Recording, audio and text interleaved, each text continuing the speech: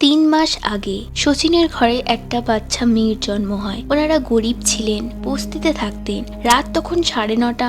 বাচ্চাটির মা বাচ্চাকে খাইয়ে ঘুম পাড়িয়ে দেয়। গরমের সময় ছিল আর তখন কারেন্টও চলে যায়, যার জন্য সবাই দরজা খুলেই ঘুমাতে চলে যায়। গরমের জন্য বাচ্চাটির মার ঘুম আসছিল না। তিনি রাত্রি 1টা পর্যন্ত জেগেছিলেন। তারপরে হঠাৎ তার মা ঘুমিয়ে পড়ে। রাত তখন 3টে 3:30 বাজে। এমন সময় হঠাৎ বাসন পড়ার আওয়াজ হয়। আওয়াজে সবার ঘুম ভেঙে যায়। গিয়ে দেখে একটা বেড়াল বাসন ফেলেছে। তখনই ওনাদের চোখ বিছানায় পড়ে আর সবাই তা দেখে অবাক হয়ে যায়। বাচ্চা বিছানা থেকে উধাও। 3 মাসের বাচ্চা নিজে থেকে তো কোথাও চলে যেতে পারবে না। এরকম অবস্থায় বাচ্চাকে দেখতে না পাওয়ায় চারিদিকে শোরগোল পড়ে যায়। 1.5 ঘন্টা আগে তার মা ঘুমিয়েছে। সব জায়গায় বাচ্চাটিকে খুঁজতে থাকে। আশেপাশে পাড়ার লোকজন জেগে ওঠে। ঘরের দরজা খোলা ছিল। যে কেউ বাচ্চাটিকে নিয়ে চলে যেতে পারত। শচীন দূরের এলাকায় গিয়েও জিজ্ঞাসা করে, কিন্তু কেউ কাউকে বাচ্চাটিকে নিয়ে যেতে দেখেনি। কিভাবে 3 মাসের বাচ্চা উধাও হয়ে গেল? নমস্কার বন্ধুরা, আপনারা দেখছেন the case of killer trans. কাঁদতে কাঁদতে ঘরের লোকেরা সোজা পুলিশ স্টেশনে গিয়ে পৌঁছায়। পুলিশ ওনাদের ওই দিনের রুটিনের কথা জিজ্ঞাসা করে। ওনারা জানান ওই দিন ওনাদের সঙ্গে গিয়ে কে দেখা করতে এসেছিল। ঘরের লোকেরা সেই দিন ঘটা ঝগড়ার সম্বন্ধে জানান। 8ই জুলাই 2021 রাত 8টার সময় শচীনের ঘরে একটা মেয়ে জন্ম নেয়। এটা শোনায় কানাইয়া ওরফে কান্নু একজন ট্রান্সজেন্ডার ছিল। সে তার সঙ্গীদের সঙ্গে আশীর্বাদ দিতে আসে। আশীর্বাদ দেওয়ার জন্য একটা নারকেল, 1100 টাকা আর শাড়ি চায়।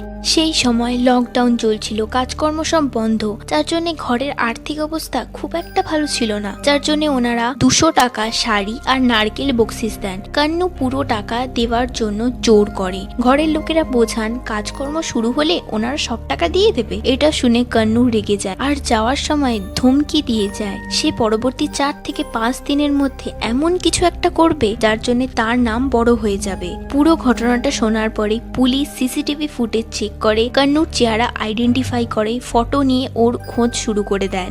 কান্নুর পুরো নাম কানাইয়া দত্তা চকলে। পুলিশ ওর ঘরে যান, কিন্তু ওখানে ও ছিল না। ওখানকার কেউ কান্নুকে জানায় পুলিশ ওকে কোনো কেস সম্বন্ধে খুঁজছে, যেটা শুনে ও অহংকার ভাবে বলে, হ্যাঁ ডরতা হো ক্যা পুলিশ সে, আর নিজে থেকে পুলিশ স্টেশনে চলে যায়। এদিকে কান্নু পুলিশের কাছে যায়। অন্যদিকে পুলিশরা সমুদ্রের ধারে কাদার পাশে ড্রেনে একটা বাচ্চার লাশ পায়। শনাক্তকরণের পর জানা যায় ওটা শচীনেরই হারিয়ে যাওয়া বা খুঁজে না পাওয়া মেয়ে ছিল। পোস্টমর্টমের পর জানা যায় বাচ্চাটির সঙ্গে নিষ্কর্ম করা হয়েছে।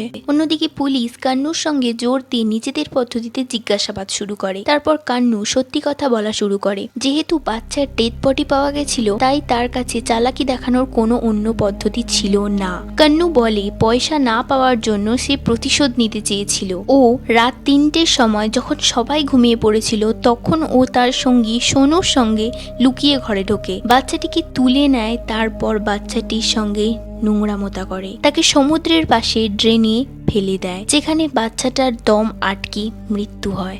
কান্নু জানায় ও ওই কাজটি করেছিল যাতে আশেপাশের লোকেরা ওকে দেখে ভয় পায়। আর যখন ও হিজড়া সেজে কারোর বাড়িতে কোনো শুভ অনুষ্ঠানে আশীর্বাদ দিতে যায়, তারা যেন তাকে সে যা চায়, যত টাকা চায় বা যদি কোনো উপহার চায়, যেন তাকে দেয়। 26শে ফেব্রুয়ারি 2024 মুম্বাইয়ের সেশন কোর্টে এটাকে rarest of the rare case মেনে 24 বছরের কানাইয়া চকলেকে পক্সো অ্যাক্টের মধ্যে ফাঁসি দেওয়া হয়। ভারতের প্রথম কোনো কেস যখন কোনো ট্রান্সজেন্ডারকে ফাঁসির শাস্তি দেওয়া হয়। আপনারা যদি ক্রাইমের গল্প শুনতে ইচ্ছুক হন, কারণ ক্রাইমের গল্প আমাদের নতুন কিছু শিখিয়ে দিয়ে যায়, তাহলে আমাদের চ্যানেলটিকে সাবস্ক্রাইব করুন। Thank you.